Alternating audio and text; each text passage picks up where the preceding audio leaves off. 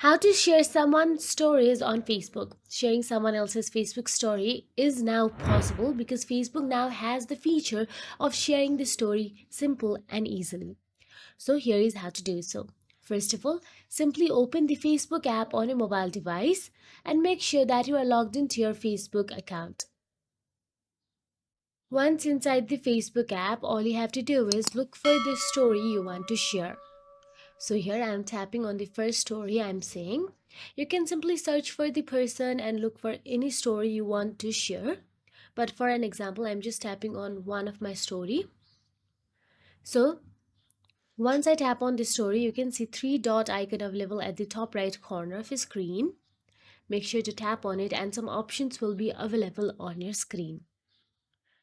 Now simply tap on it.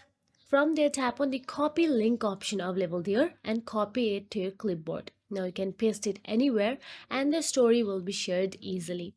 So that is it. If you found this video helpful, please like, share and subscribe, and thank you so much for watching.